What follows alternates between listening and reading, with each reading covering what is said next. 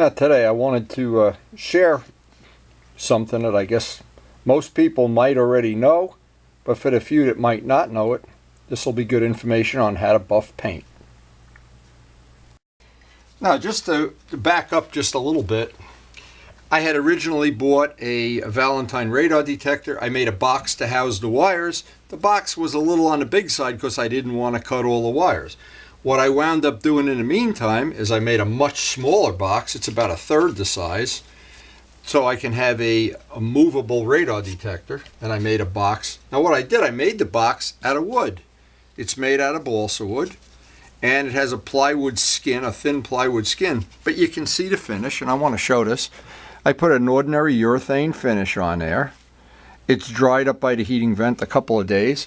And now what I wanted to do is show how to put that final beautiful buffed out shine. Now whenever you have paint that's, well, we don't have a paint booth or we don't have $1 million spray guns, there's always going to be little dust and little imperfections in it. And the way to make it perfect, the way to make it even nicer than that, I'm going to try to detail out on this very short video.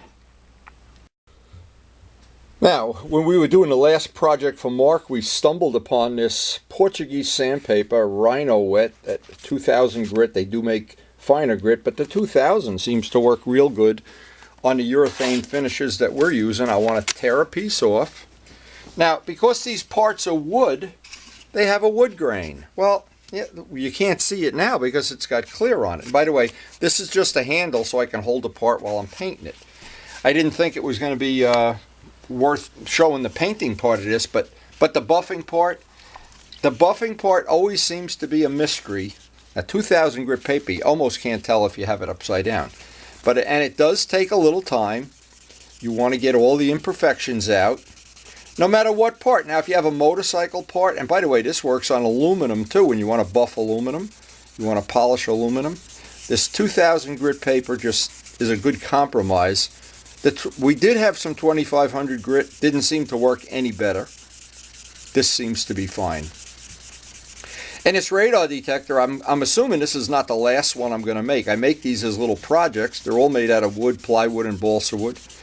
And I'm trying to downsize them so that I can move it from motorcycle to motorcycle with as little, drama as possible, because I do have multiple motorcycles.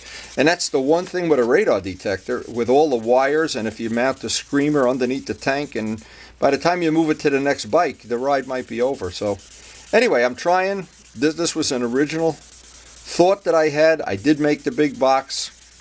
It worked perfectly. We used it for a week, more than a week actually. Got several rides on it, picked up every bit of radar. Watched some people getting tickets, the whole thing, but it's all beside the point. The point is I wanted to show, because I'm doing this today, and I have the baby coming over early, so I really can't plan on any ride today. But now, let me show this up close. Okay, if you look at this up close, what you're going to see is there's right there. You see that little moon crater? And a little imperfection there. Well, the screws are going to cover that in the washers. But basically, before you can really put a nice buff surface on anything, you've got to sand enough off that there are no moon craters or no dust. Now the 2000 grit, if you look real close, what really works to your advantage if you can sand it in this dimension and then across and then on a 45-degree angle both ways. What that does, it sets the scratches. It makes what looks like, if you look under a microscope, little diamonds, little squares that make the buffing that much easier. Now, because I'm trying to share some useful information, I use a lot of clear in the shop, several gallons every year, and I found this to be one of the easiest to use and the easiest to buff out, and we've used it on many projects over the last several years.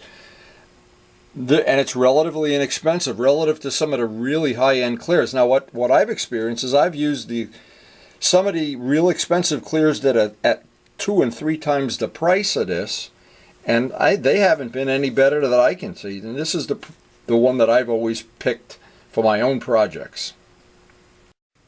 Now I've shared many times that I have actually it's a laundry basket. When I go to somebody's other shop to buff, I have all my pads, and Glenn was over here last year. He had pads. We have all these secret ingredients and secret polishes and everything. But if you're looking to just do a basic buffing job, and you're going to do it by hand. Now this part is so small I can't really do it with a pad conveniently. I'm going to do it by hand, but when you're going to do a car or a whole motorcycle, the people that have come over to the shop, I just give them the basket and show them what to do, and they seem very, very, this is a very easy skill to teach. It's just physical work. It's like digging a ditch or mixing concrete. And this is one product that if you're just doing a basic buffing job that I've had good luck with. Ordinary microfiber. Now, if you're using a pad, this might be a little bit on the rough side, but when you're doing buffing by hand, and just like when you're buffing out small parts that you really can't, this part is so small. If I try to hold this and hit it with a buffing wheel, what's going to happen? I'm going to catch all the edges and catch the corners. Where if I buff it by hand, it takes a little bit longer, takes a little bit more elbow grease, but in the end, the result is going to be a lot nicer. And this I get from AutoZone. I think it's about $7 for enough to buff out a car.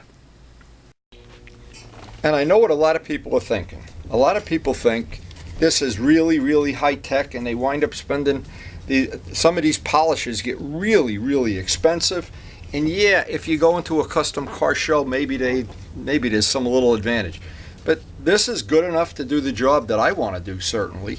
I want a microfiber, and by the way, microfibers, and I've made a video about microfibers, these are the ones that come Kirkland. They come from, I think, from BJ's, but I'm not sure, or Costco or something. These are nice and thick, but microfibers are not all created equal. You can buy those real cheap ones in Harbor Freight. They're not even good for an oil change. These are real good. They wash up nice. You can use them over and over again. And what I want to do, just take a little bit of polish. I want to rest this on something, and I got to see if I can get in position here to do what I have to do. See, because if I hold a buffing wheel on this, it's going to catch the corners and edges. But if I do it by hand, I have a lot more control. It's going to take a little more time, and in the same way when you're working on a model plane, as an example, I know some of my friends from the model airplane world are still watching these videos. So I know it takes a lot of time, and this can be a very time-consuming thing to buff out a whole plane. But the advantage you have here, it's going to take a little more time, but the result is going to be exactly the same, because all you're doing is removing material and taking out scratches. And when there are no more scratches left, you're done. Now, when I had a story worth sharing, when I first bought the R1, I bought the bike. It was the middle of winter, it was snowing out, and I got it home, and that's a whole story unto itself. But an even better story is it was the middle of the winter, and there was snow on the ground. You really couldn't ride. So I said, it's a brand new motorcycle. I took the whole bike, one part at a time, took the body panels off, the seat, the tank cover, took them down to the cellar, took off all the stickers, took 2000 grit paper, sanded everything down, and buffed it out, both by hand and by machine. And when I had taken it back, and I used to go back to a motorcycle mall to show people and compare it to, because a lot of my friends were hanging around there at the time, and what would happen is I'd put it next to another R1, and you could see the difference. That little bit of effort. And I know, and a good example of something that really looks super to me, Joe Roselli's new bike, that MV Augusta America. When I looked at the quality of the finish, I would be willing to bet that bike was all buffed out at the factory by hand. That was really a well detailed. Look at the tank, the gas tank especially. It is really beautiful. Anyway, I wanted to show just how quick, how long roughly this took to bring up the shine. Now, it's going to get better and better and better. It's just going to take time. I don't want to have this go on for 20 minutes, but that's what it takes to just get rid of the sanding scratches. Now, here's the way all buffing works, and this is the final product right here. What happens is the 2000 grit sandpaper leaves little tiny scratches, which the rougher compound takes out. The scratches from the rougher compound get taken out by this. And each time you go to a finer and finer grit, of course, the surface and I ought to just show it, the surface looks that much better. Now, the people that really are intense about paint and want it to be perfect, the thing you don't want to have is to see any scratches. You want it to be like a piece of glass, like a mirror, whether it's a piece of aluminum or whatever it is. And each time you go down in grit to a finer and finer polish, the problem is if we started with this, it would take forever to do this. The rougher polish, the Mothers, kind of roughs it out. This puts the final shine on it. And we have that box to do.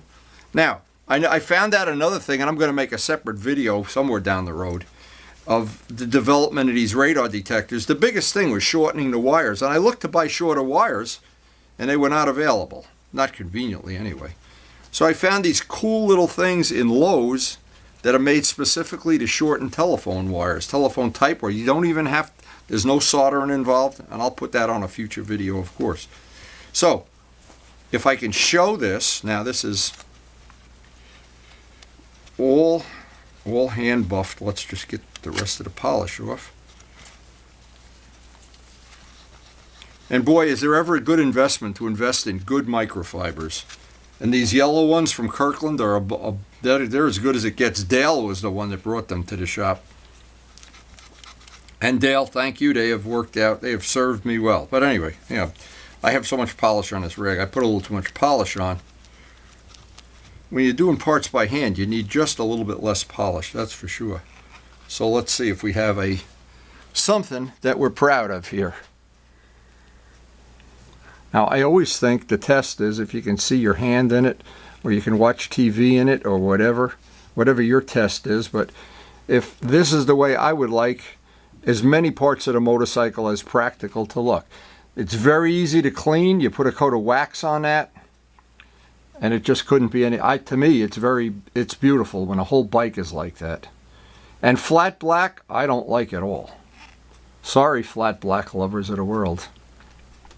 And what you'd really like to do, now I'm not going to do it to this part because what's going to happen, Velcro has to go on top of this. This is only the top of my little radar box.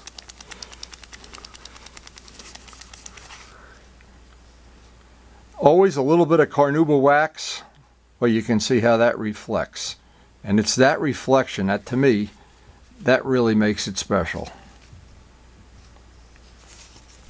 And of course, these are all the parts of the radar detector that this all has to fit into a box. And what I'm going to be doing very soon, shortening the wires. And by the way, this is what these things look like that you can buy at Lowe's. They just snap in. You can cut the wires conveniently. I bought a whole bunch of different sizes and whatever. That's all material for another video. But we got the box buffed out today, and we're ready to go on, I guess, in the next couple of days, assuming the weather's good for riding. And then again, this will be the second of the radar detector boxes. I'm not sure that at some point in time I can't even make it smaller, but we're doing it one step at a time, and I'm trying to share what I learn. So hope you enjoyed the video, and thanks for watching.